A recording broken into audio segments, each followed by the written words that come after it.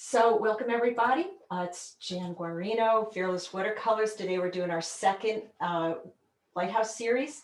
And I'm so glad you're joining me today. We're going to, I explained to all of you, we're going to be using a straw, maybe.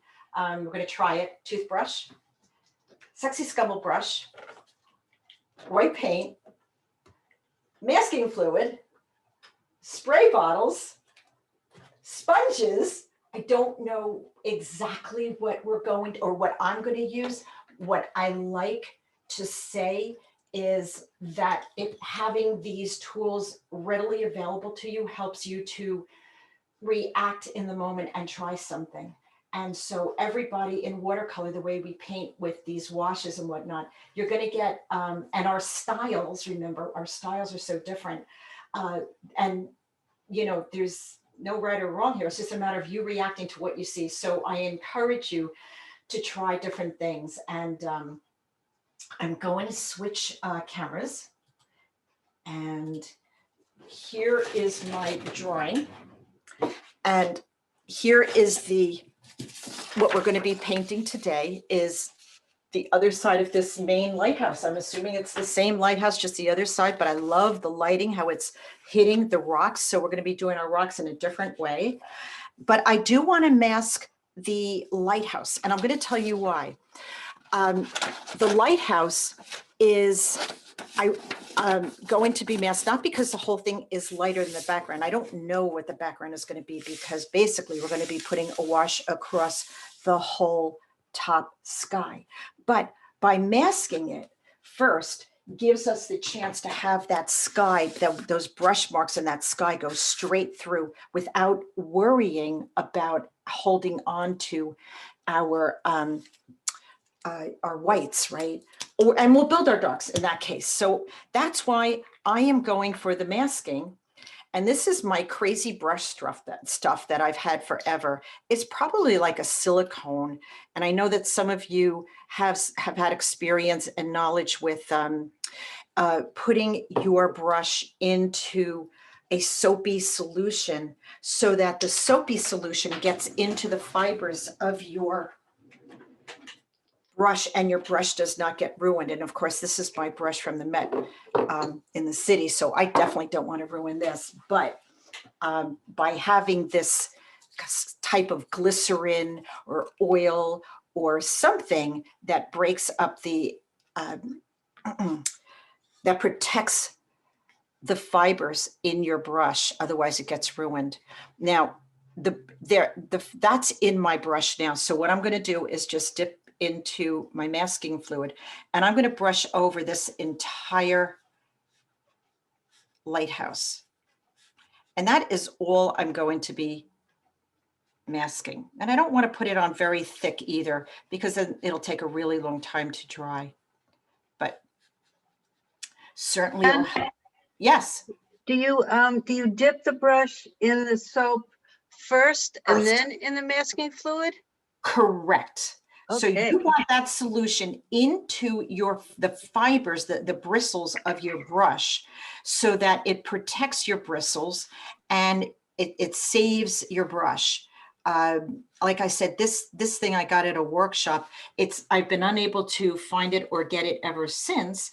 However, when I use it, it feels like it's like oily. So I think it's kind of like an oil base is what I think it is. What is the name of your masking fluid brand? And the brand is PBO drawing gum, and it's called drawing gum. Here, it's called drawing gum, but it is masking fluid. Okay, and it gives you a chance to save the white of your paper. I like this one because it's a light blue color.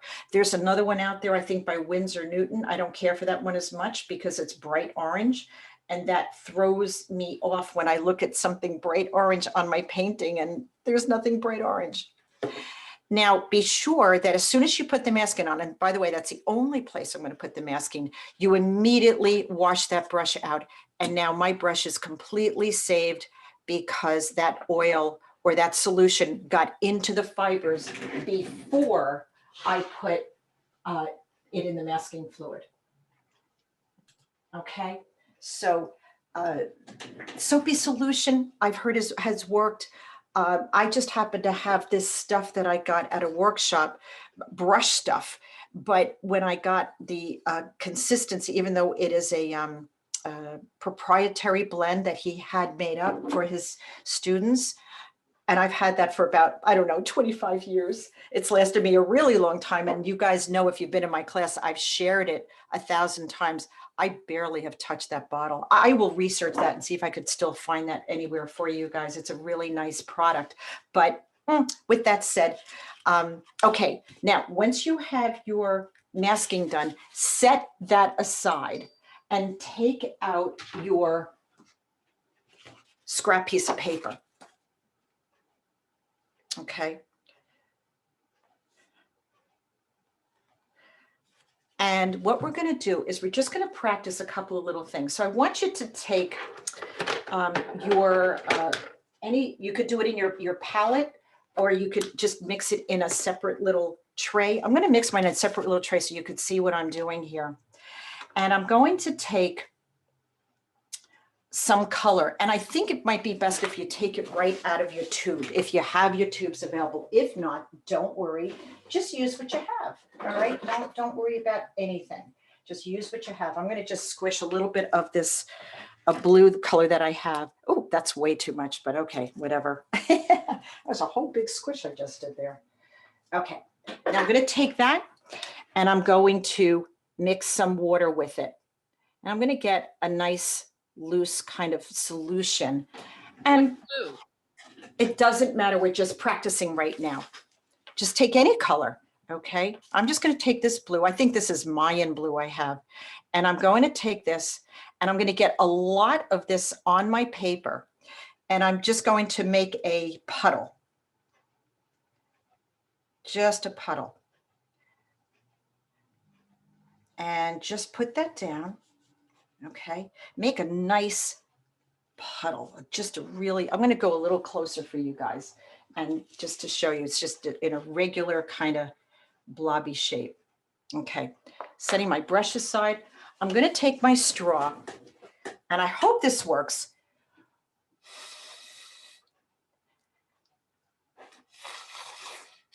And it's creating, now you could also just blow on it.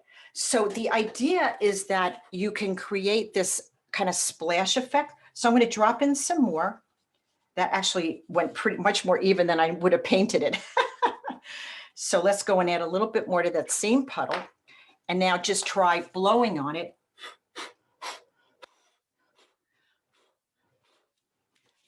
And see what happens. Can you move your paper over?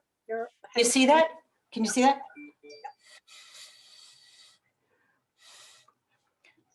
And I'm creating some kind of an interesting splash. Now, I don't know what you're getting, and I'm going to tap a little bit into this too, just to give it a little bit more spray feel, because it went a little even. And of course, it's going to be different for everybody. So practice this a couple of times just to get a little bit of a feel for what works best for you, whether it's your straw.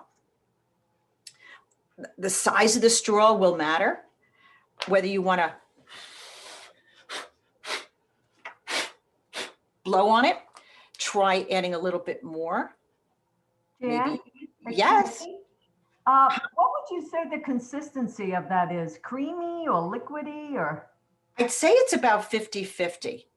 Okay. It's pretty, my palette, I have a glob right here, and then I'm mixing it with water. So you just have to make sure it's wet enough. Thank you. See, that one I felt like it was a little bit more successful, and then I could add more splatter. This is how I'm thinking of doing some little splashes on the on our cliffs with white. But I couldn't do it with white on white paper. So I just wanted to practice it a little bit with you. Now, also, guys, we could do the same thing with masking fluid. Okay, we could try the same thing with masking fluid. And you could also tilt your paper, tap it, and let some of that, sort of move around a little bit and see what happens with that. I think I might need a little bit more water to do that. And just practice this a little bit. And guys, just remember to remute if you come out and ask a question. Okay, thank you.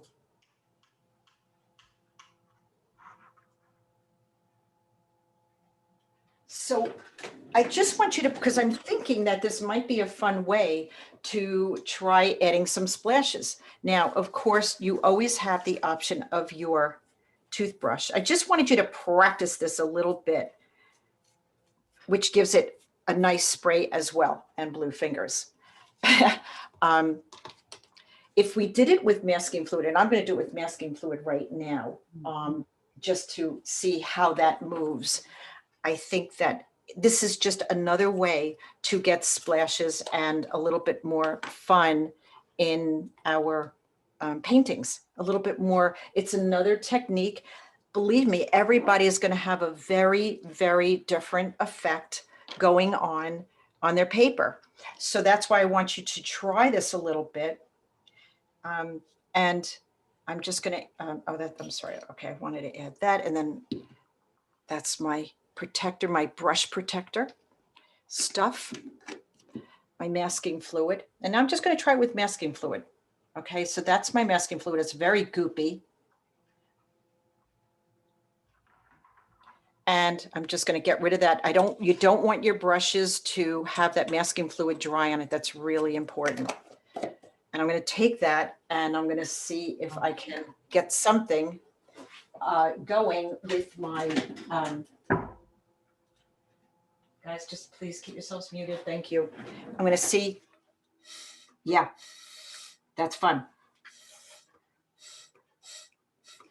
Can you, I'm going to go a little closer and show you what just happened with my masking fluid. So there, that looks really fun to me. Jan? Yes. Did you water that masking fluid down? No, you wouldn't water that down. I don't know what would happen if you did that actually, but that's a really good start.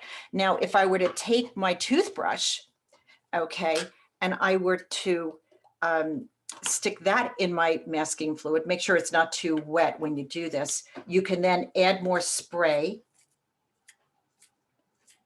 And again, rinse that out so you don't lose your toothbrush if you happen to like that particular toothbrush. Just don't use it again tonight when you brush your teeth. And so now we have some interesting different techniques that we can utilize and again, have in our arsenal. So I want you to just play with that a little bit. I'm going to then switch and I think I'm going to put some masking on my paper as in little areas of little splashes coming up along the coast. Do I see it in the photo? No, I do not, for sure I don't, but that's not going to stop me from doing it. So here I'm going to take my brush, make sure I have it in my solution. So if you wash your brush out and take the masking fluid off, you have to remember to re-dip it into your solution before going back into your masking fluid. Otherwise, your bristles are not protected from the masking fluid. Once the solution is in your bristles, you can then dip it into your masking fluid. I'm going to put some splash right here before it dries.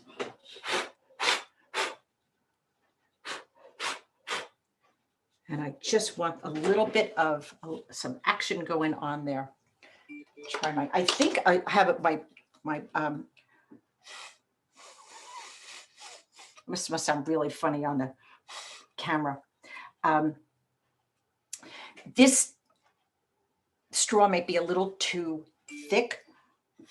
It might be actually better with a smaller straw. That's something else you get to sort of play with and try.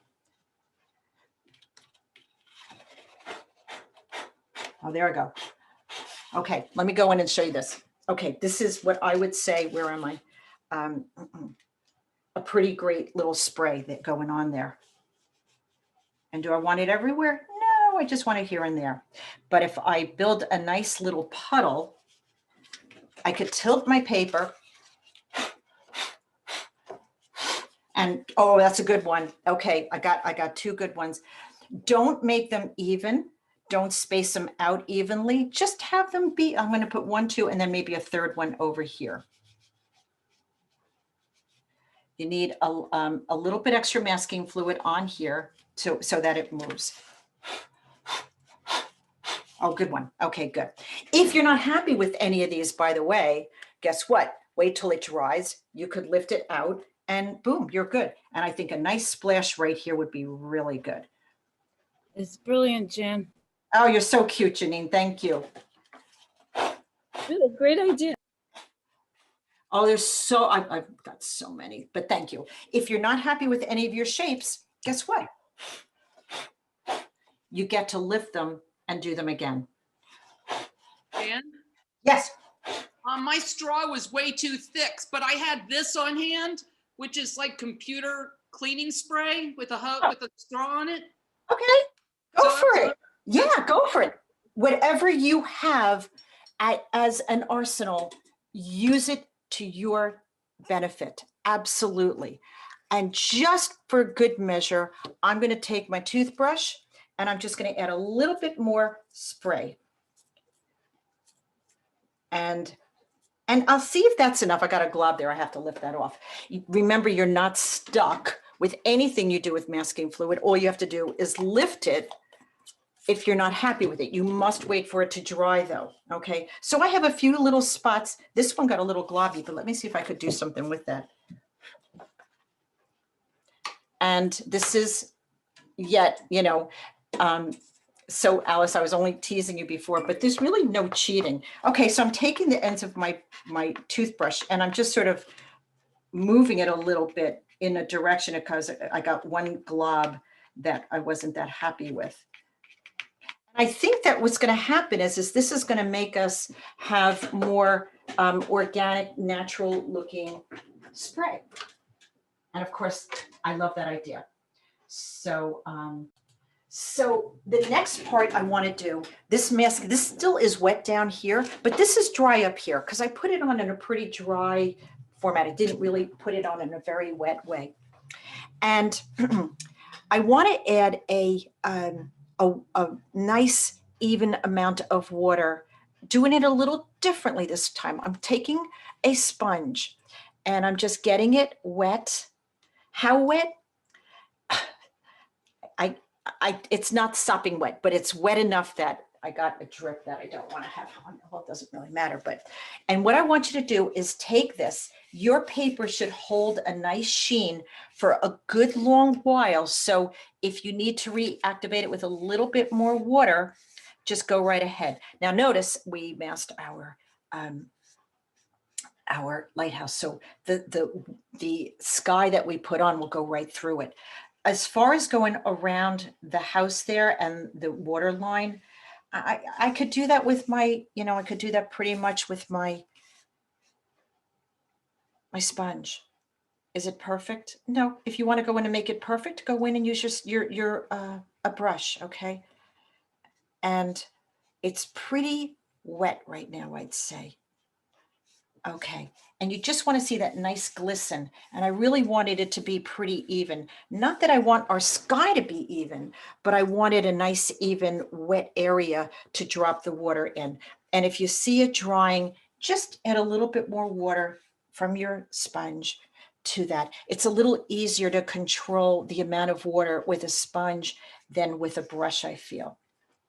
Okay, now that that's done, I'm going to take, let's see, I think we should use indigo. I'm going to take my number 10 and I'm going to go into my indigo paint and I'm going to start putting in some of these. Now I know this indigo moves because this is my Mamari indigo and it does move beautifully. Why it moves differently than other paints, I can't. It's something to do with the consistency of the paint to either gum arabic or whether it's honey. I think it's honey when it comes to the Mamori indigo. That's a little bit of a Mayan blue I have. Use whatever you have, guys. And I'm going to switch brushes, and I'm just going to go a little bit bigger to my number 20, just so that I could get bigger kind of areas going here. The water that you put down should prevent it from being too brushy. My goal is to have it be very moving so beautifully in this. If you cover it too much, drop a little water in from another brush that has just water on it, and it's going to push everything aside and give you beautiful white clouds. And of course, I'm never going to stop with just blue. You know, I'm adding some violet in there because and I just went around my house a little bit, but that's what I was trying to avoid with the Lighthouse. So push it away a little bit so that you don't have that edge. And it should be pretty wet. And here we go. That's just around these. And that's the water line, which of course is blue. So that's not going to matter all that much. And I got a good amount of paint on here. And I'm kind of making it go lower on the right side, a little higher on the left. And now I think I'm ready for a little bit of, and if you want to move it a little bit with your tilting it a little bit away from and let it drip around. That's always, see how that drip went right through my Lighthouse and right to the other side. That's what I wanted to have happen, was that the Lighthouse would not be, we wouldn't have to paint around it and you wouldn't see that.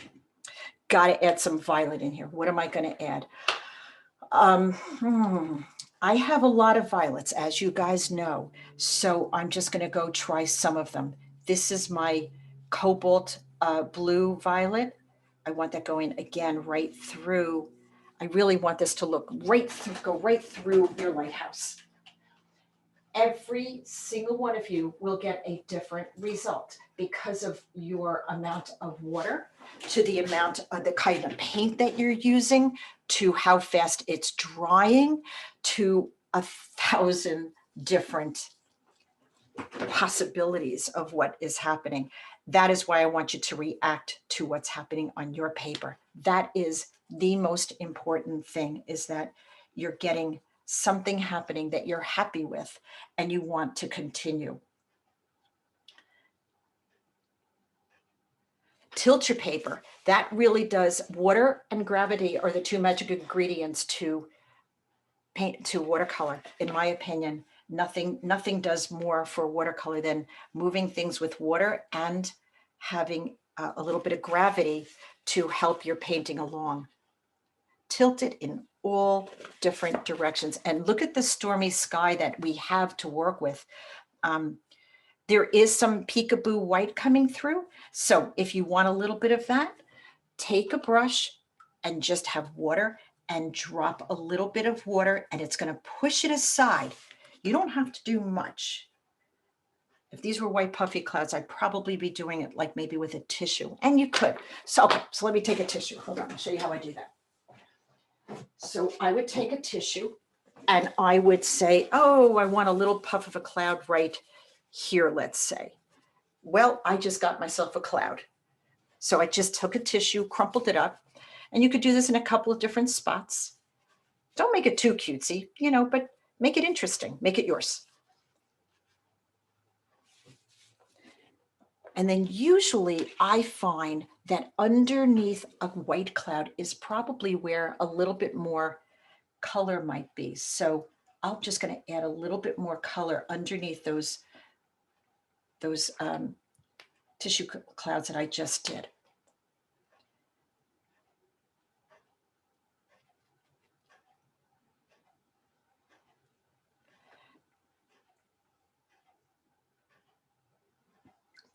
And it's still really wet. It's damp. It's moving.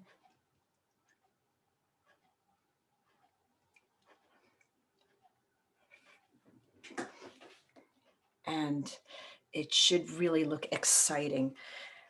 And oh boy, this is just the best. So for some reason, I'll go back to just talking about my memories for a second. I had taken a workshop forever ago at Pearl Paint when they were at, I don't know if it was the Hilton or the Marriott.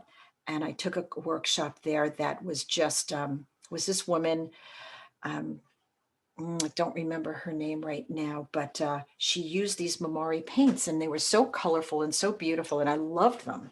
And so I wanted to get, you were able to go right into the room, the main room where they were selling things and go ahead and buy whatever you wanted.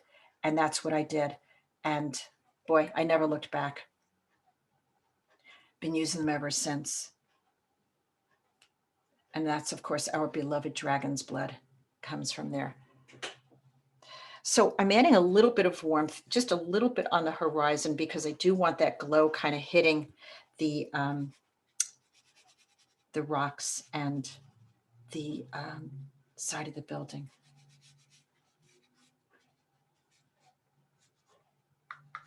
Was that Quinn Gold you added, Jan? Yeah, I added a little Quinn Gold. I added Quinn Gold Deep, and I'll tell you why, Stephanie, because it has a little bit more warmth to it.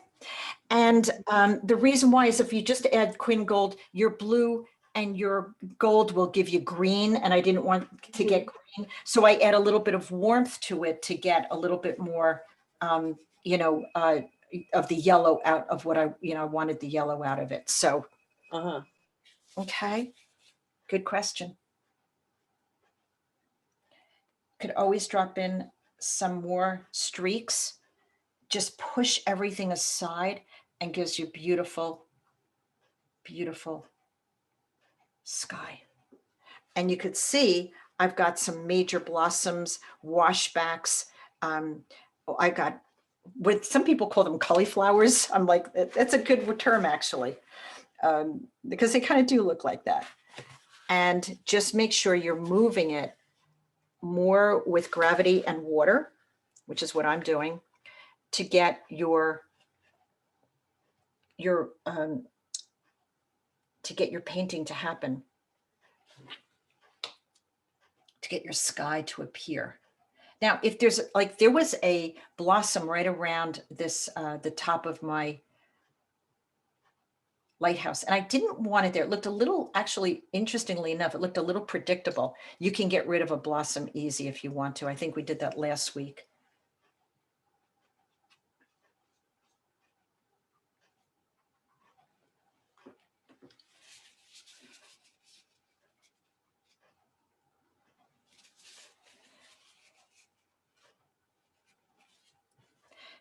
Use a little tissue, use a little water, whatever you got at your, at your disposal. Use everything to create your sky. And of course, I'll just say it, don't overwork it. Just, be happy with it. But I love that we have this resistance right on the lighthouse so that our sky will look like it's going right through it. That's really probably, well, it's one of the really fun things about this painting this way.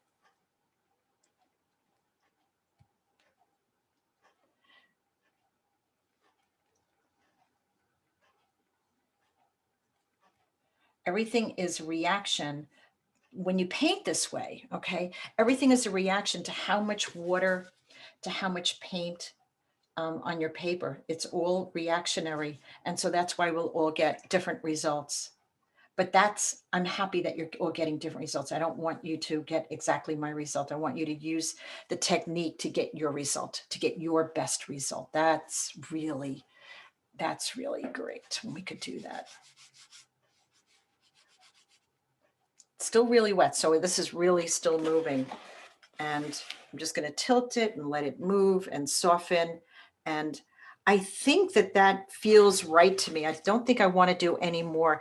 I could go back and add more, but I don't think more is always better. I think this depicts a nice big open sky.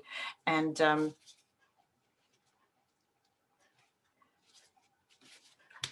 that's what I want to do. That's what I want to depict. And remember, you could add little white puffs anywhere you want with either a tissue or your brush, adding a little water in and pushing, it'll push the water away. It'll give you beautiful blossoms. Okay, I think I'm going to let that be. Of course, we could just keep working it, but remember, there's so much more we want to do. We've got lighthouses to do. We've got building structure. We have water to do, splashes to do, rocks to do. That your sky is just the first step, and you don't have to feel like, oh, okay, my sky's done. We can always go back in if we feel there's a blossom we're not happy with, or we want to add some more water to it and soften certain areas or darken certain areas. Okay, so let's go on a little further now. And again, masking this doesn't mean the lighthouse will be lighter. It will be lighter on one side. It'll be darker on the other. But I just love the idea of being able to hold on to that, that nice continuity of the sky going right through. So while we're waiting for that to dry, because my whole top half, it's more than half, it's like 2/3, is really wet. So I think we should go in and let's do an initial wash on our rocks. Now, what does that mean? I see a beautiful warm glow on those rocks, and I want to have that, on there. Is it going to be an even wash? No, but what I like the idea of is just maybe wetting it. You could leave little sparky whites if you want. So I'm just going to add my water. I'll add a little color to it. I'll just put on like a little bit of, this is my raw sienna. And just so that you could see sort of where I'm going with it. And I'm just putting this on. Let me go a little closer for you, see if we could, yeah, there we go. And I'm just putting this on just mostly to get it all wet, okay? Leave some sparky whites if you can. I think that's always a nice thing to do. And I think that raw sienna is a really good, nice warm afternoon, late afternoon sunset kind of glow, which I want to get on these. It's different to me than the other painting that we did, which had that going on, but it wasn't as pronounced because it was so stormy that day that we really had to just have a hint of it. Now notice, because this is masked, oh my goodness, that's just going to be pure perfection.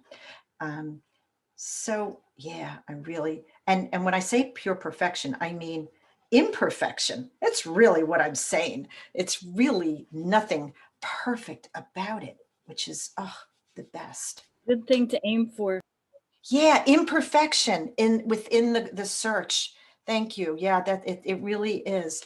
So I'm just going through all these rocks, and I'm leaving what we call white holidays.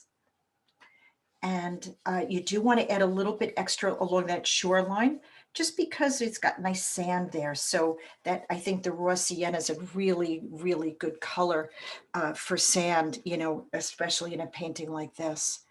And add. If you want to, go ahead and get your Sexy Scumble brush. That's also a nice way to get a nice rough texture and leave beautiful little highlighty whites. If you don't know what my Sexy Scumble brush is, go to my YouTube channel, and it's called Brush Shaping. And boy, this thing really comes in super handy. And notice that things are just kind of flowing into each other, right? And before this gets too dry, what I want to be sure to do is drop some other colors in. There's some beautiful little areas here. Nice. This sort of comes down and meets that a little bit. We could have added a spray there, but I didn't. Okay, well, maybe we'll go back and do that later. A nice little white spray or blue spray there. That could be cool too. So this is just my initial sort of base kind of color.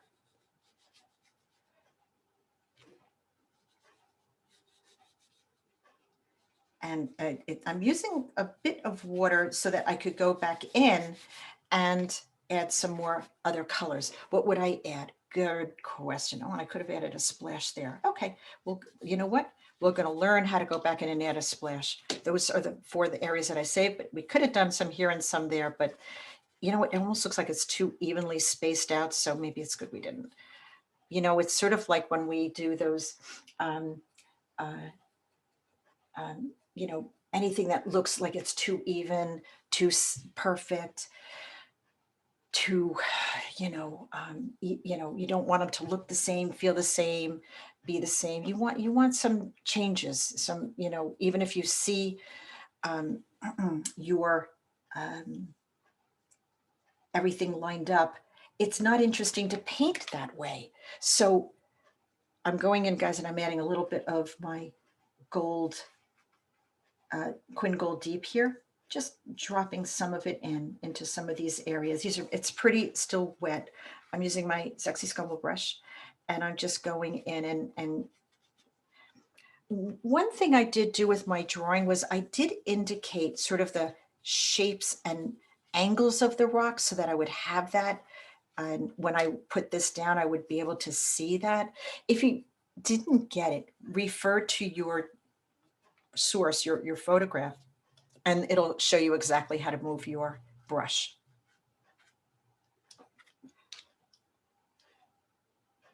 And that's a little Quinn Gold Deep.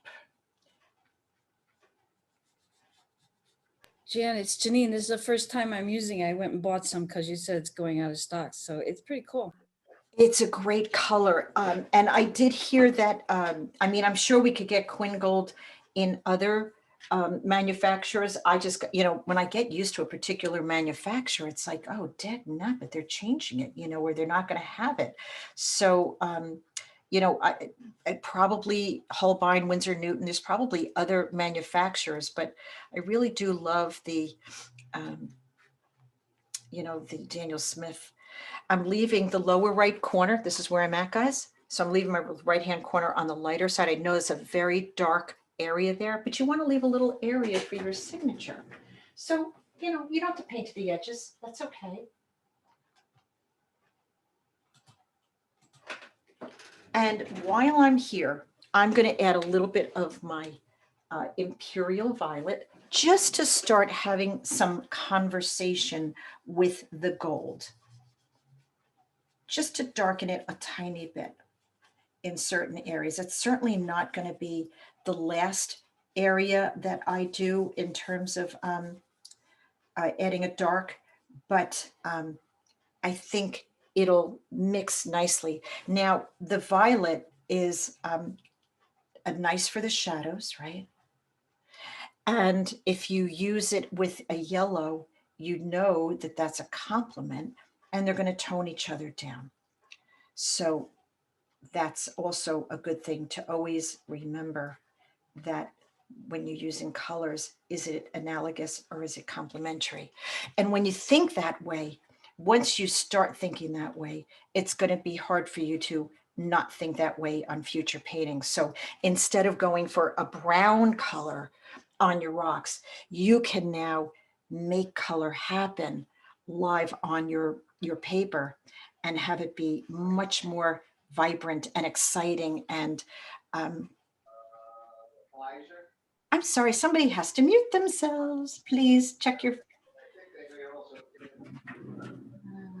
Carol, I'm muting you. Sorry, I don't mean to be rude, but I hear all kinds of background and I want the recordings to be, you know, really clean. So if you unmute, just remember to mute yourselves. Thank you. Because whatever's going on in your house, husbands, dogs barking, phones ringing, we hear it all. These microphones are so sensitive these days.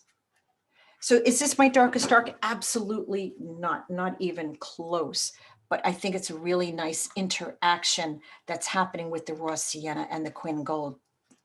That it will start the process of where we want the darks to be.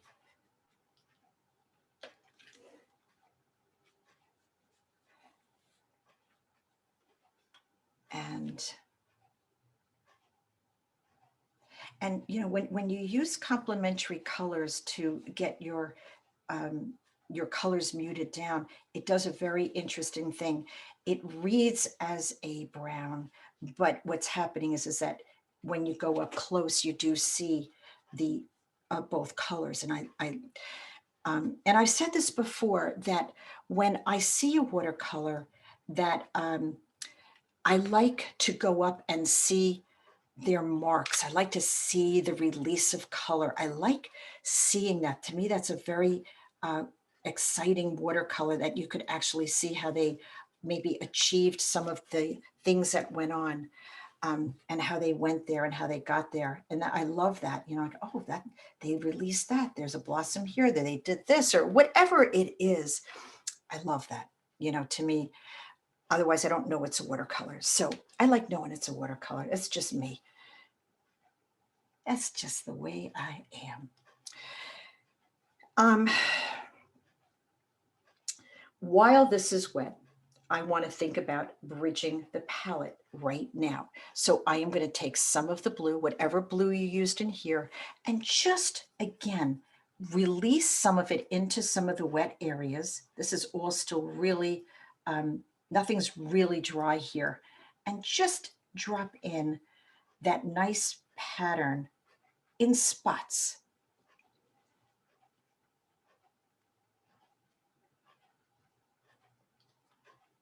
Not everywhere.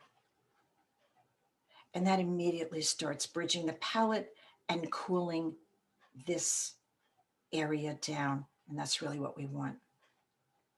We're going to go back into these rocks for sure. No doubt about it. And you'll notice we're just doing it a very different way than we did it last time, which, you know, that's cool. You have a lot of ideas and ways to go about things. Again, there's a point where all of these different tools, you're like, oh, well, I could do this and I could do that and I could add this and I could add that, and, you know,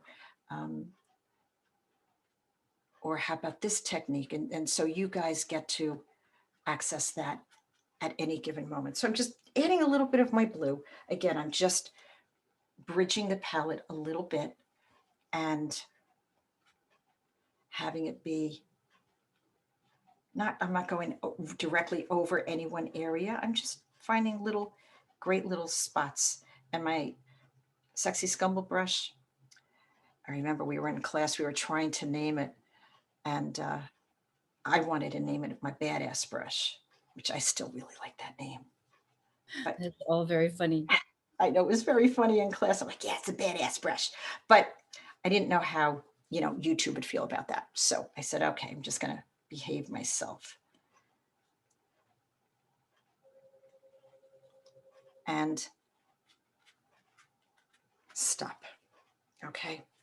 Yeah, there's a lot more I want to do in there for sure. But you're starting to build. And that's really where I want to go. And the next thing I want to do is add some water. Okay, so I definitely want to go in and do that next. And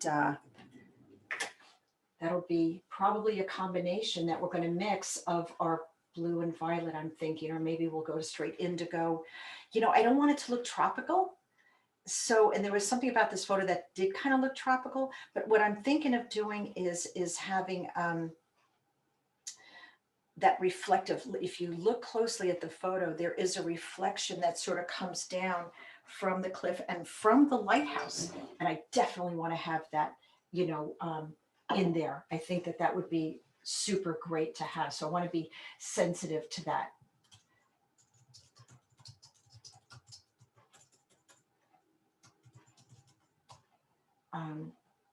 So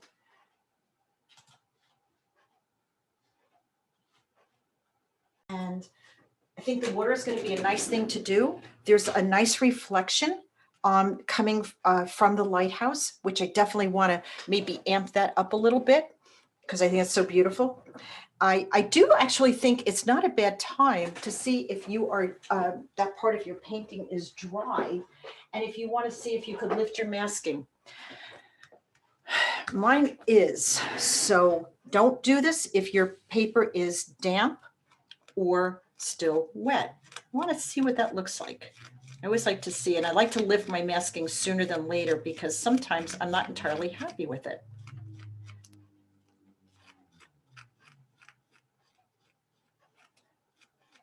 And it will not lift well if your paper is damp or wet. So don't attempt this.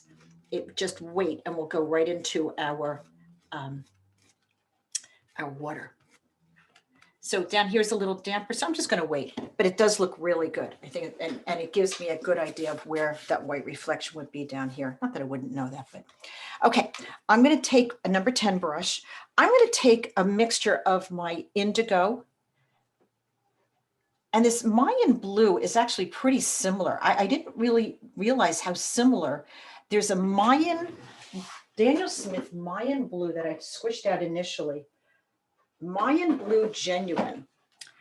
And this actually looks very much like my indigo. It's very nice. So if you can't get the Mamari indigo, check this one out. Mayan blue genuine. Beautiful. Absolutely gorgeous. I'm going to loosely mix a little bit of violet in there. When I say loosely, what I mean is I'm not saying, oh, let's do a whole big bowl of this stuff.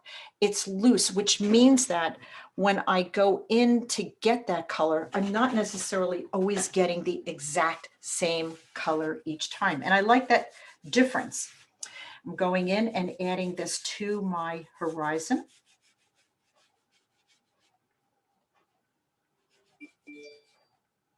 And now, guys, when you come up against these rocks, if you need to, grab your a flat brush. So what you want to be sure you do, this is a 1/4 inch flat. And the reason why I'm suggesting that is so that if you want to come up against the jagged edges of your rocks, this will help you carve them out a little bit better than a round brush. You could actually hold on to, I'm going to go a little closer on this one. I haven't dug into, okay, let me go a little closer for you. So you can see that I'm using this flat brush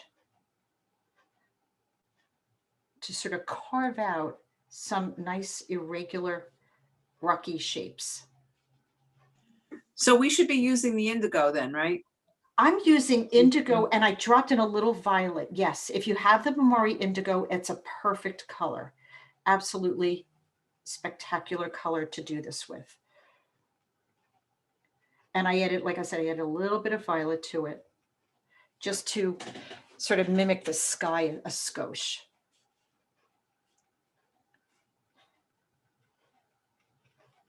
And this, yet again, is just a great way to get another texture. And if the tops of your rocks didn't come out quite as rocky as you wanted when you added your yellow, guess what? You can go in and you can completely and utterly rebuild them right now.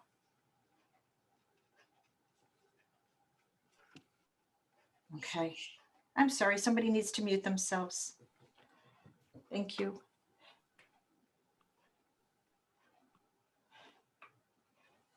Now it looks a little jumbled, so I'm adding more color just so that you don't see all those marks. I don't love seeing those kinds of brush marks on a watercolor.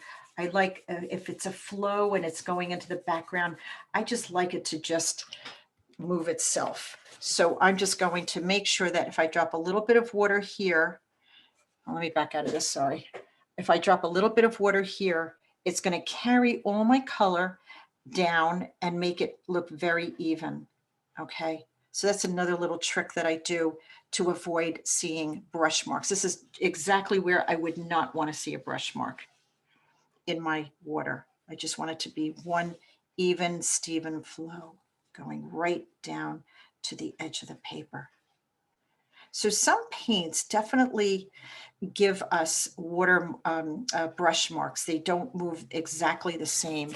And so I'm just making sure that I don't see that. Sometimes it happens when and you can see it's flowing back now. A little bit of gravity and a little bit of water will help you eliminate. You'll see that sometimes when you're going around a subject, right? And you'd be like, all that paint kind of sits against the edge. This is a great way to avoid that happening right from the get-go. And I am going to just lighten this side up a tiny bit, just a little bit. Okay, good. And now I do want this to sort of come down, and I want the same thing happening down on the bottom. And you'll notice that it's a little bit lighter on the bottom. I like that. I think that's really, really strong. So what we'll do is we'll start with a dark. Jan, can you move your paper over Okay. towards your palette? Okay. Yeah. Is that okay? A little more? A little more? Really? Okay. Is that okay? Okay, that's the end. I can't tell. This is the end right here. See my brush right here? Thank you. So as you come down here, you're going to want to have that darker, like right here along the shoreline, right? And then we do want to have a nice watery marks that take us into the water in front. So perhaps they're ripples, or they are, you know, the flow of the tides, or a little storm, or whatever. You do want it to have that flow. So it's not an even, perfect kind of it's more of a gradation, I'd say, than exactly the same as what you have on the top. So maybe like right here might be the darkest because that's where the shadow would appear of the paint, of the water, your paint, this water, and probably go a little darker in here. And again, if you have to grab your flat brush to sort of carve out some of the tops of the rocks, that works too.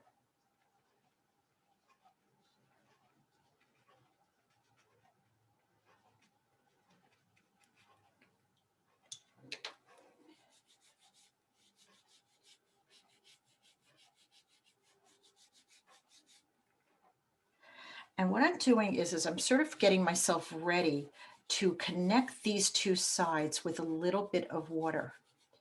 But I want this to be the lighter part, which is where the lighthouse is, right? And darker on either side. So I'll charge up the sides a little bit and let it flow into the center, right? Just charge this up so that center part can stay whiter, the reflection. If it gets too dark, take a little tissue and just lighten it up a little bit. Just a little bit, just so that you really know that there's and I'm pushing it further than the photo, which of course, you know, I love to do. Just a little bit more than the photo itself, because we are in control here. Again, this is just my indigo and my violet, so that we have it sort of matching what happened up on top. Carving out the rocks.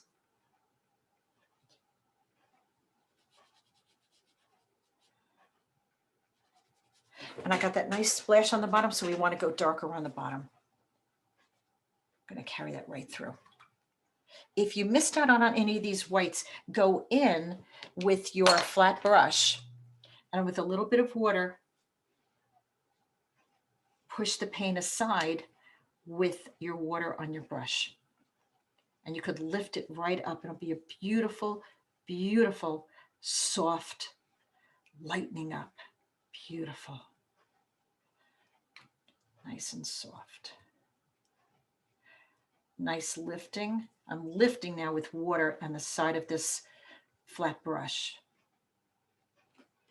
And that's giving me a nice soft white, lighter area here.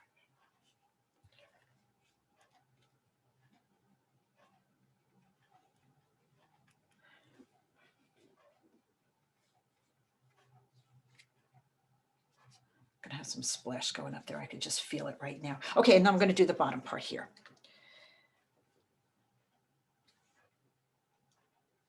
Okay, so indigo. By the way, the violet that I'm using is the cobalt violet or your imperial violet. Any violet, really. It's all good.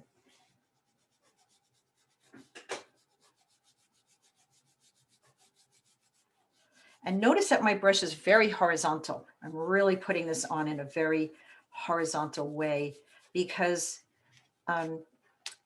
that's water, right? Water is very horizontal. So I want that feeling there.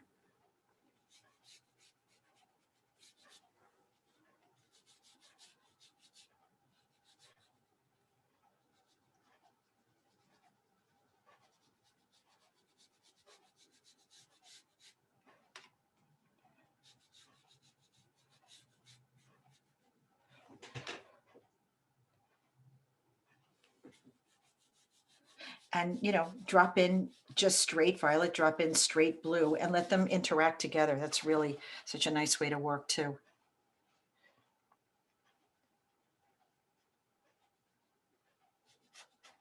Just dropping your colors directly in and letting them, you know, letting them work their magic. I remember Watercolor magazine used to call itself Watercolor Magic. And I thought that was such a good name because to me, it really was very magical what happened with watercolor and, you know, the chemistry of paint, water, and paper was just so wonderful, so magical.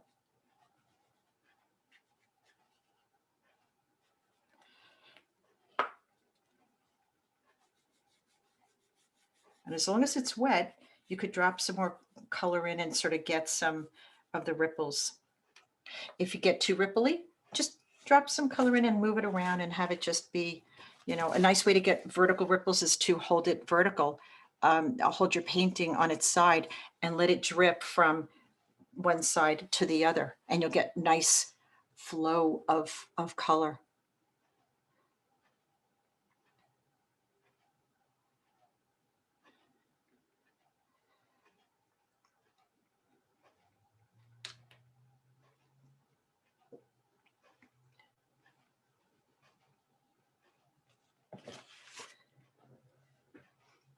It feels New England-y. For some reason, I don't know if they colorized that photo. The photo ended up looking a little tropical to me, which was kind of odd. Now, I know that this edge here is going to require contrast. So guess what, guys? I'm just going to drop some in right now. Not everywhere, just in spots, just to give it a little bit of an oomph. Because remember, the saying goes, color gets the credit, but contrast does the work. Never fails, never fails. Always the way it rocks and rolls. So it's just a little something that I want to do while it's wet, is just to get that edge a little bit more intense, a little bit more contrast.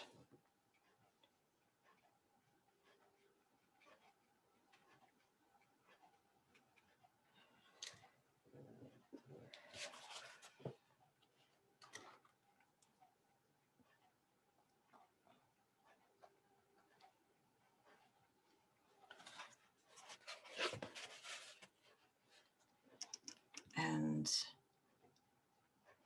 just working some of the ripples a little bit into the lighthouse area.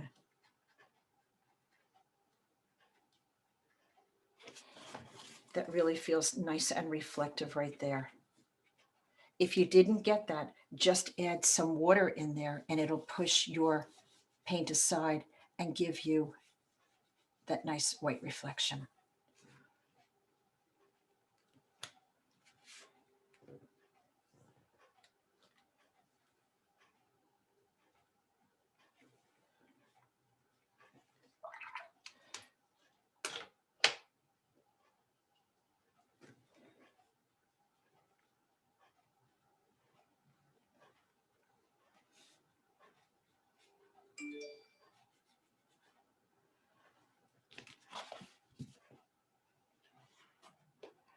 tilting it always makes me so happy. I get such beautiful results when I see that I didn't have to push it all with my brush, and I get really nice movement going on. Remember, every time you go in and touch something, it may affect the paint that's down there if it's wet. So you have to just be careful about going back and, because that's when people start saying, oh, I overwork my paintings. This is kind of one of those reasons why, is that you sometimes just need to let it move itself, and then maybe go in when it's dry and touch things up, but letting it sort of be free. What you may discover is that what you thought you had to fix, you really don't have to fix. That is a very strong possibility, is that you're overworking it, and it doesn't need to be corrected quite as much as you think it does. And now with all this nice dark here, my sky is sort of falling, into more of making sense. I'm going to try to lift some more. The paper was a little damp before, so I'm going to try to lift some more here. You do it at your own timing, because guess what? We're going to be going into our lighthouse next. And normally I wouldn't mask such a large area, but just knowing that I wanted that sky sitting behind it gave me everything I needed to know about doing it that way. And remember, if you don't have a rubber cement pickup, don't worry. You can take a ball of saran wrap and lift it with that. It lifts really, really well. Actually, maybe even a little bit better. It's very interesting. It clings, cling wrap.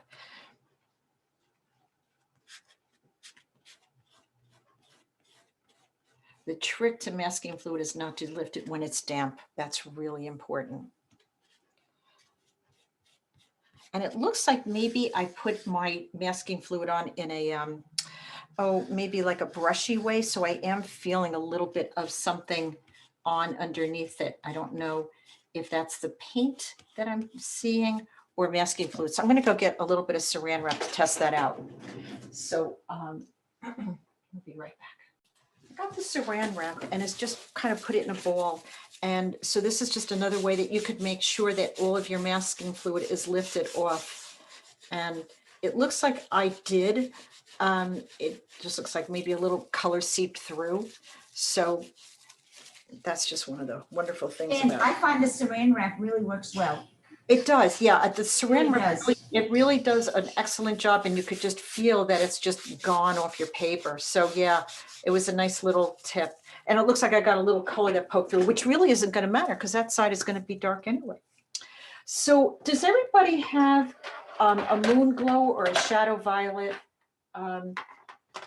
If you've been in the class a lot, you should have it. If you don't worry, you could take a little bit, another great color you could use is if you have neutral tint or a Payne's gray, or you could even use a little indigo dragon's blood combination. I'm going to use my, I'm going to use a little moon glow here, or maybe a little shadow violet, I'll see. These are beautiful colors that just tone something down and give you a really nice shadow. So, oh, sorry, I just knocked my camera over. Okay, just making sure all that's clean and off of there. So what I want to do is I want to add a shadow to the side of, before we add any color, I want to add a little bit of tone down that building, these structures, right?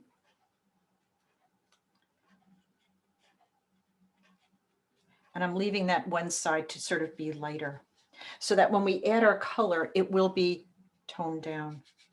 Jan, what color is that you're using? Well, I'm using, as I had said, if you have moon glow or shadow violet, use Which those. one?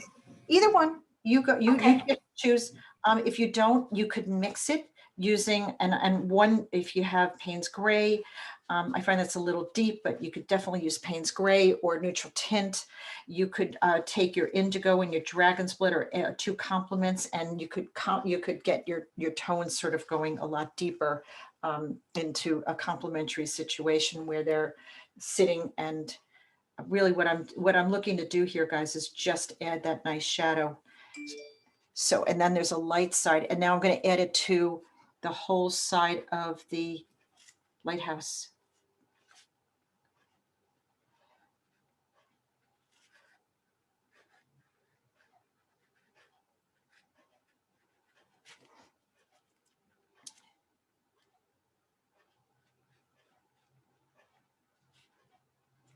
I'm going to go right through it all and just bring it on down.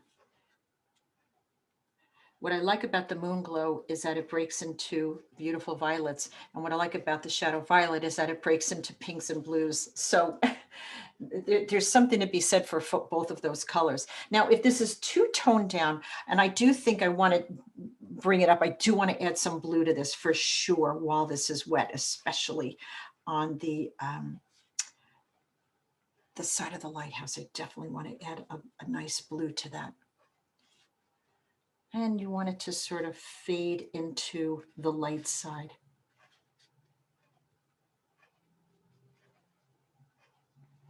So while it's there, I'm going to take, you could take cerulean, you could take any blue that you have really, and just drop a little bit of it in so that it moves and just gives it a little bit more of a cooler color, which I really love that. And then we'll build more of those pieces of the lighthouse as we get into it.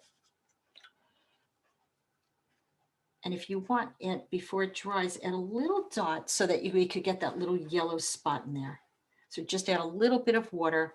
It pushes all the paint away and you get a nice area for your the light of the lighthouse. That feels good. I like the way that feels. And we'll add more of the details. Just want to get some big washes going in here first. And generally, that's the way I kind of like to work, is big washes and then detail. But of course, I'm like all of you. I love the detail.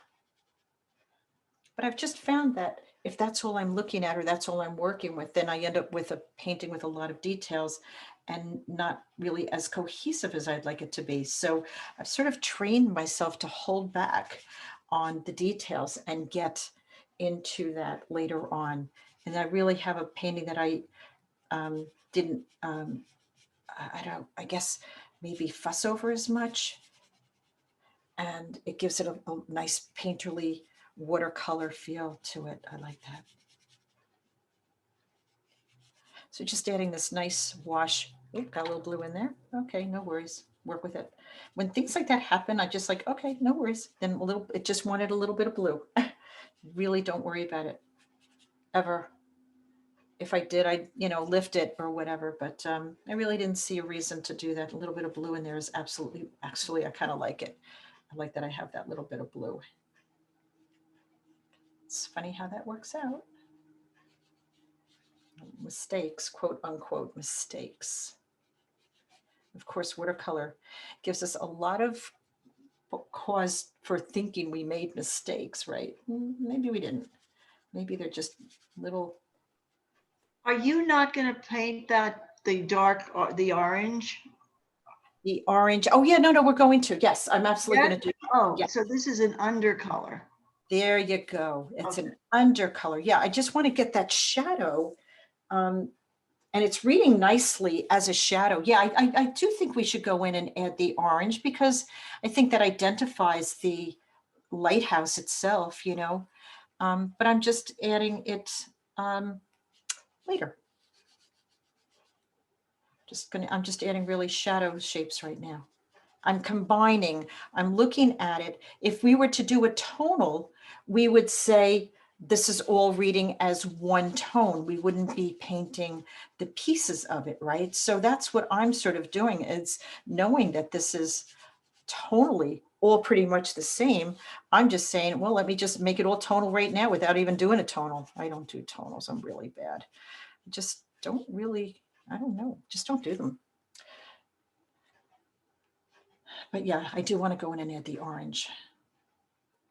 But this is a great way to get like a nice cohesive shadow going on.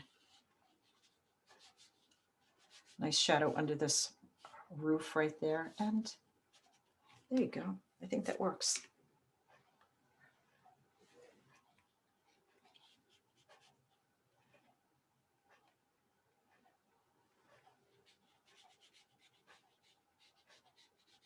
what I'm doing right now is I'm just adding a little bit of dark, and I'm going to let it seep up into the shadow just to give it a little bit more shadow in, in the building itself.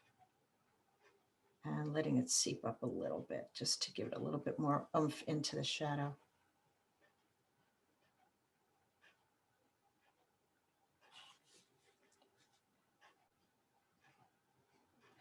Another reason why people get overworked or into trouble with their paintings is because they're working where the paper is maybe a little too damp, or they're working damp into damp, and you can definitely run into trouble. That's always one of the reasons why I think people could easily run into situations of, oh, it's muddy or whatever, is because they are working and they don't understand that their paper is still damp, or what's going to happen if they work that way.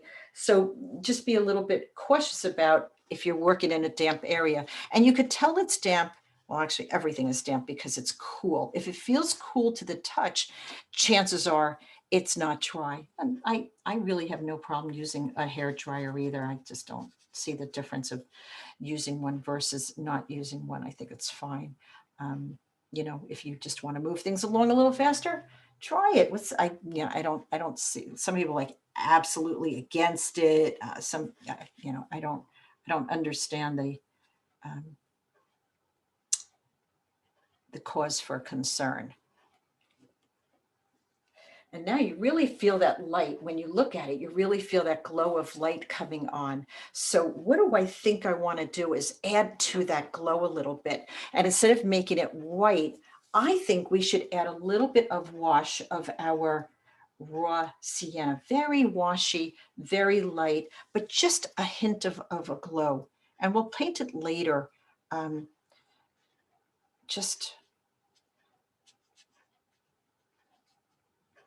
Now I really feel that glow happening.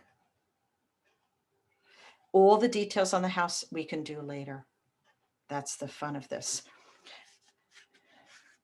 And I think, guys, I want to go more into the rocks. I want to see where our splashes took us. I think that's really exciting. But before I take the masking fluid off, I want to be sure we add some of those darker darks to it. So what we did was sort of, combine all of those shapes into one shadow there. And I'm just squinting. I'm thinking that the lighthouse could be a little bit bluer.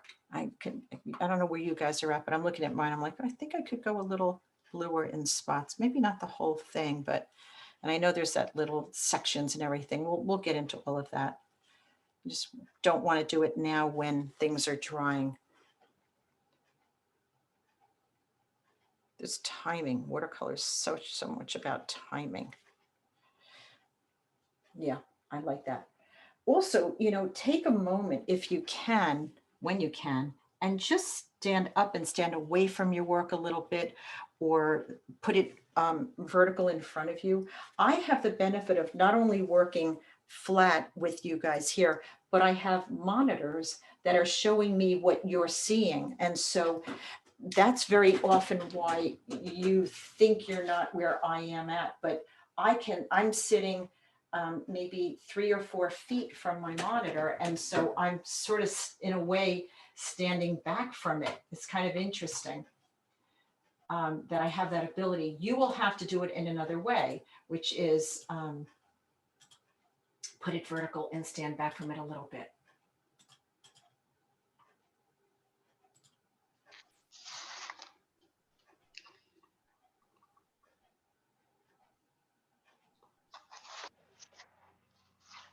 Carol, do you have a question? I'll mute you then. Okay, I'm going to, if you're not where I'm at, don't worry, you'll get the recording, but I do want to go back and now add in more depth to the rocks. So here's to the rocks, because I really want to get that on there really in a nice way. So I'm going to start in with that. Okay, stand up here. Give me a hard time. Okay, so now I'm going to pay a little closer attention to my, my photo. so that I can really carve out. And I have my 1/2 inch, 1/4 inch angled brush, and I'm going to go in and start finding these. What I like about this is that I'll go a little closer for you so you could see. I'm just going to find some nice little beautiful dark shapes. And I do want to connect them. I don't want them to appear disconnected because I think it would look a little choppy that way. But there's definitely a sort of angular thing that's happening with these rocks, and little peekaboo lights that are coming through. I'm so glad we added those before. And is this the last one we're going to do? I have no idea. I can't answer that until I look at the whole painting. I need to add the details here, and before I can actually say if I'm going as dark as I want to. I might be. I just can't say. So this is my combination of the same colors, my violet and my blues, but it's more paint than water now. So I can get some nice deeper colors.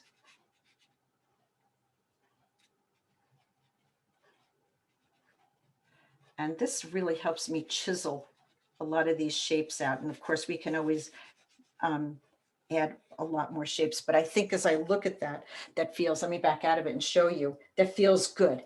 It may look a little odd as you're working on it because you're working so close to it. So, if you could find a way to stand back from it a little bit or view it from a distance a little bit occasionally, just to make sure that, when we work so close to something, it sort of really throws us off. And I think that's another place where people get a little tripped up, is that they are working so close to it. And I get that, we work very close to our work. It's 3 inches from our noses. We put our glasses on to see every detail. We'd be probably better off if we, would work without our glasses on, at least for these bigger areas, So I'm on the tip of this brush, and then I'm on the side of this brush. So I'm using this in a very interesting way that's giving me some different kinds of marks.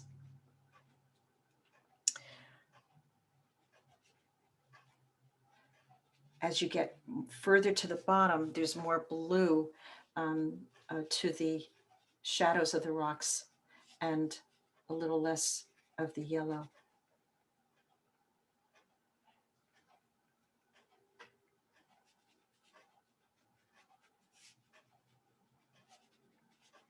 If you want to, go ahead and use your sexy scumble brush, I think that's also a good choice for in here. I think it'd be great.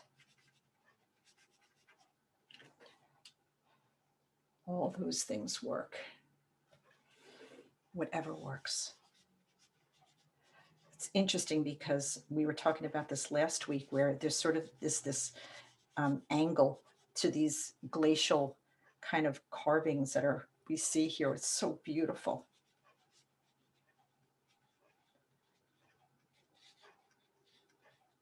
Makes me want to go back to the Grand Canyon and sit and paint there. Makes me want to go anywhere. Oh boy, soon.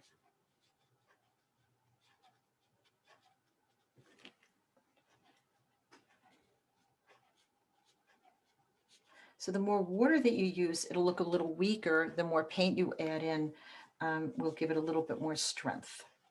You don't have to be equal. It does not have to be the same sort of strength everywhere. You can definitely play around with that.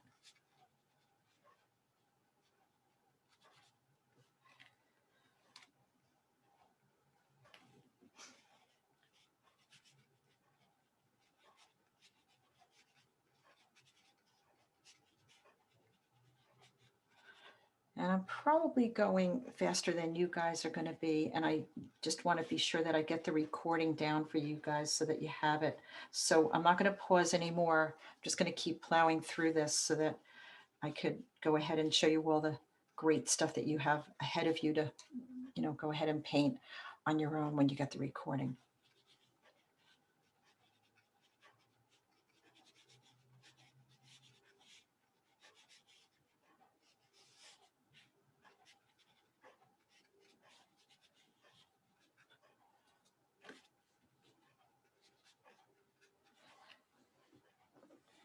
it's really, as I sit back and look at what's happening vertically, I'm really happy with it. When I'm looking at it straight down, I'm like, oh, but, and we do that, we judge it so fast. So don't judge it, just keep going, because I know that there's, you know, it takes a little bit, and then you look at it, and I know I won't have time for a critique today either, guys, but always send them to me and let me take a look at them, and I'll happy to take a look and help you with anything that you're unsure about. But what I was going to say was that taking a further pause and standing back from it and putting the mat around it and all those things and putting it vertical, those things really help for you to see exactly the magic that happened on your paper.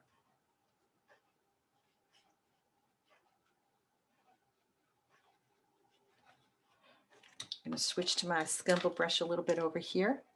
See how those marks look a little different on this side than they do on the left side. So just using all what I have available, and it feels like a lot of shadow on right here. But letting that, oh, I'm so glad we added that gold that we did, because it looks really good.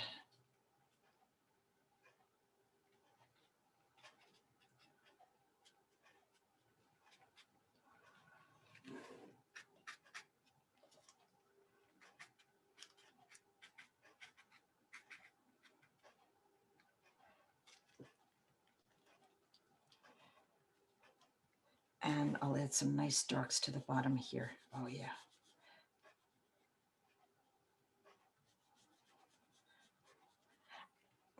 And I do like lifting, and I've mentioned this before, lifting my masking sooner than later, because sometimes it's just too white and I need to tone it down. So that's another thing that I don't wait till the end and say, oh, I'm done, let me lift my masking. I really like to sort of see what all of that looks like. So I certainly want to take a look and see what all of the splatter that we did looks like. That should be exciting.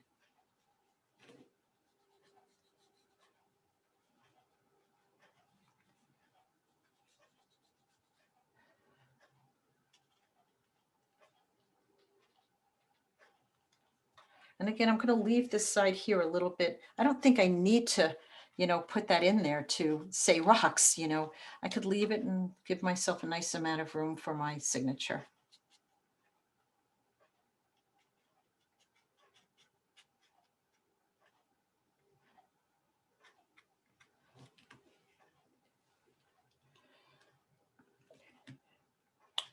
I'm dot spraying it just to maybe give it a little bit more splash, see what happens. Might sort of disrupt a little bit more spray and give that to me. That feels good. I'm looking at it on the screen. I have the benefit of seeing it on the screen and standing away from it.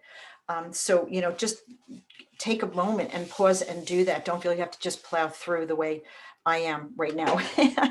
Just go for it. Take a look, take a pause. I'm going to get my rigger out. So guys, I'm not going to pause the recording again because I want to just keep going here for you and get it on the recording. I don't want to miss out on anything.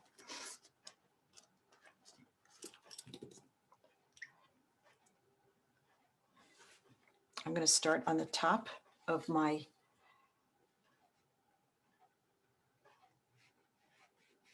lighthouse.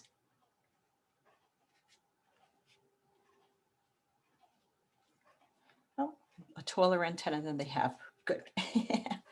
I want to get that little bit of light going on in the lighthouse. I'm going to add a little bit of, yeah, a little yellow there. Somebody have a question?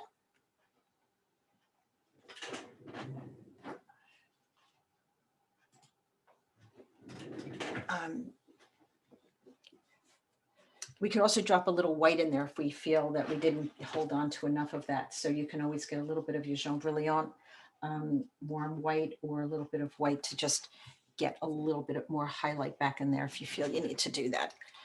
Of course, all that little detail, it's so fine. You could, if you are uncomfortable using your brush, guess what? You can always use your, a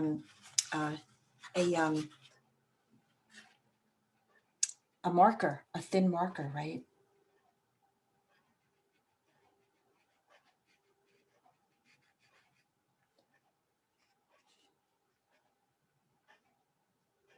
This is pretty wet right now. So it's bleeding a little bit. Actually, it looks kind of cool, even though it's bleeding. I'm not gonna fret it. It's just kind of,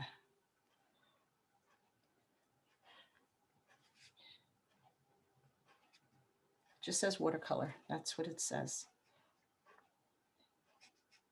I think I got the shape a little bit off, but again, you know, use your marker if you want to get into some of these fine lines on the little stand that's they go out onto, and all these little vertical marks. A nice micron would do really well.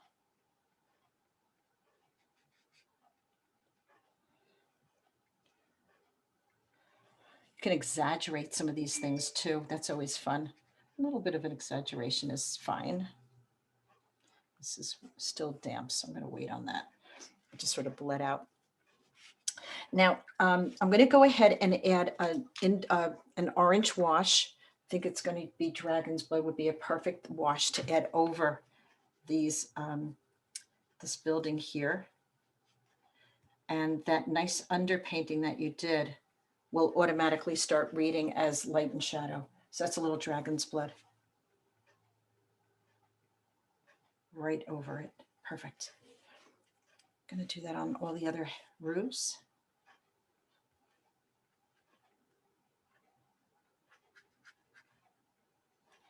Those houses are white, but they're in shadow.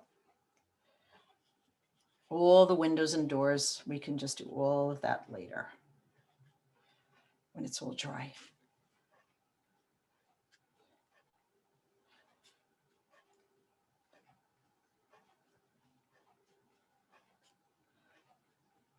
And how nice that shadow just helps us out so much right now.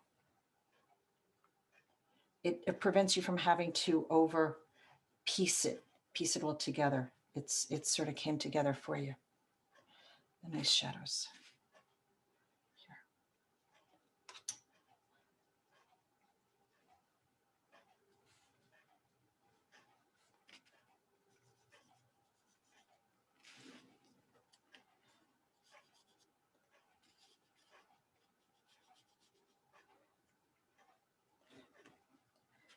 Okay.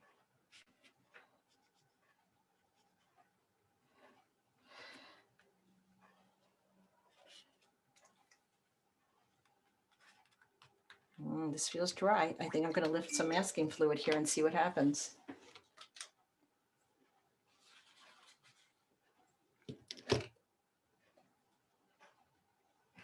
So I'm starting on my left side because that's where I started painting, and it's dry.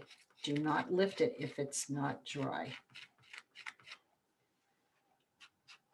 Yeah, I'm not quite dry enough. Could see it. Okay, just going to wait on that a little bit. It's still a little damp. Timing on everything.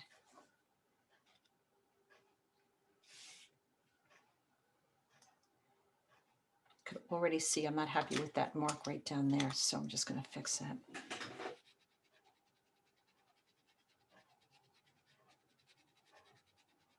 So interesting. You don't always see how these marks are going to go down until you lift it up, and that's when you know what it's going to be like.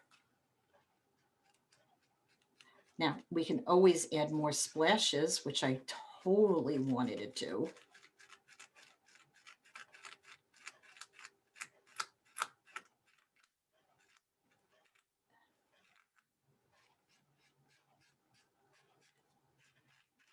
And I was thinking of adding blue splashes because I think it would just bridge it a little bit more. See, that looks a little starky white to me, although I kind of like it. I still want to tone it down a little bit.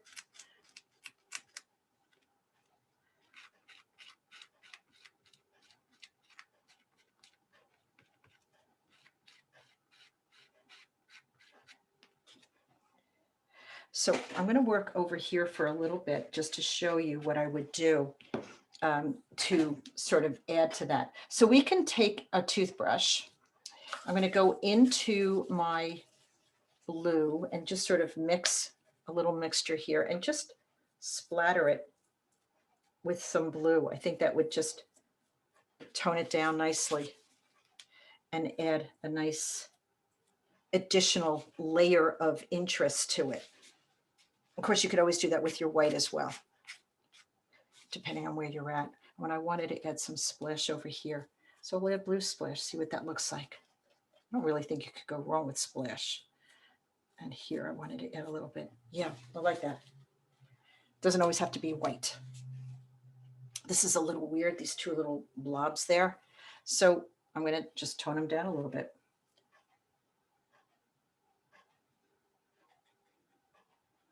You don't have to scream white. Let's see what this looks like. Oh yeah, that looks good. This is just so fun. But I totally want to tone it down a little bit. It's just too stark white, right? Just too white. So we can glaze it. We could spray it. We could splatter it a little bit more. I'm going to just glaze over this a little bit with a little bit of blue. And it looks a little bit more believable to me right now. Now a little splatter. I know I'm all over the place, guys. I just want to be sure I get as much done as I can for you.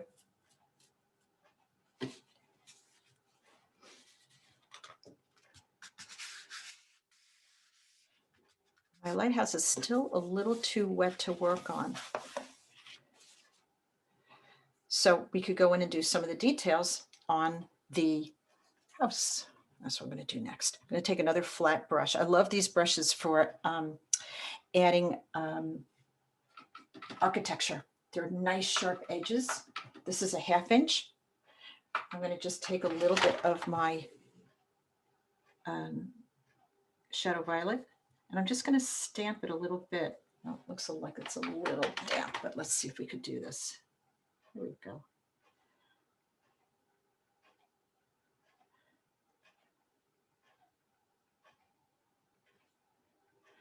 It's bleeding a little bit. That just says it's damp. Maybe this is a little drier up here. There we go.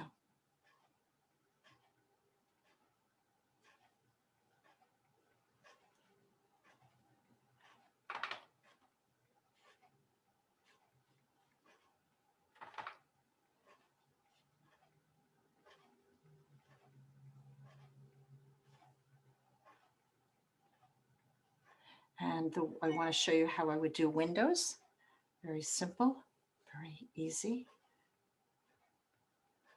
So I'm just really using this as a stamp. Remember, we can also use our pieces of paper that we have. Remember, we did that once, you know, just stamp it with architectural pieces with an old piece of edged paper, which works really well.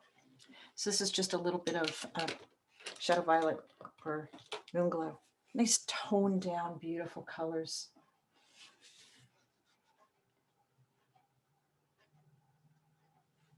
Window.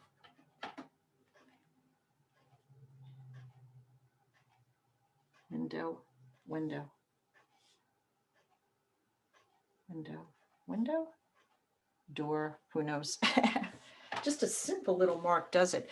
If you want them to be a little darker, just use a little bit more paint. A simple stroke should really have it read perfectly.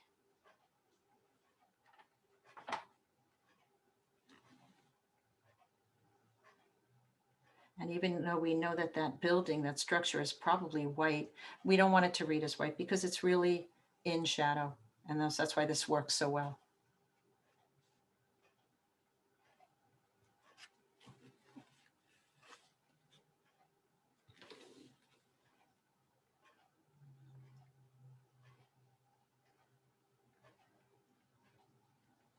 How's everybody doing out there? Got very quiet.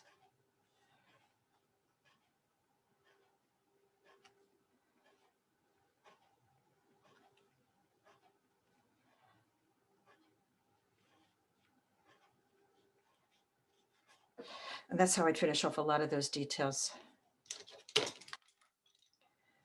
Because this is the star attraction, right? And this is just there to sort of support it.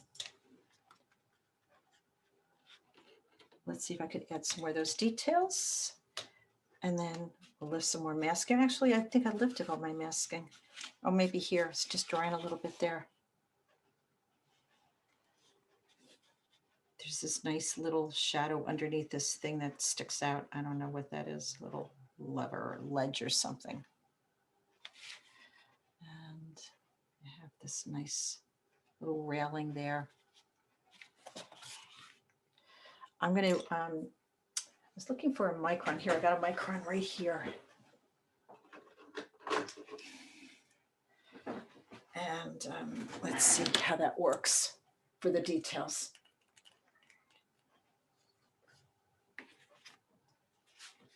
Because these are pretty fine little lines, right? Now to use a micron, you really need to have it be dry. You just do. There's some nice little shifting marks here. I don't know what they are, little windows, I'm not sure.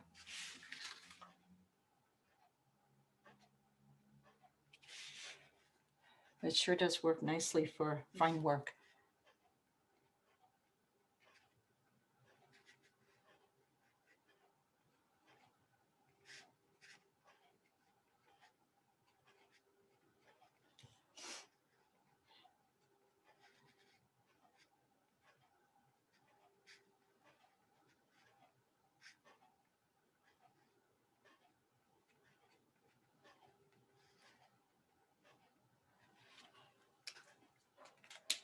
And it really looks like so much more than what I'm doing to it, but it's just fine little details that just make a nice finishing touch. And it just says we can really do the crux of a painting in a short amount of time. And of course, you get to work on all the little details on your own. Oh, and there's this really great little fence going through here. So I'm just going to add that in with my micron. Let's see if I have a different color micron. Yeah, I have a brown one.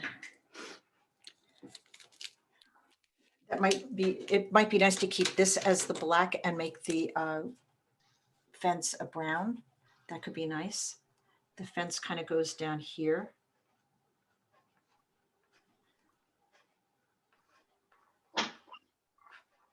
Somebody have a question?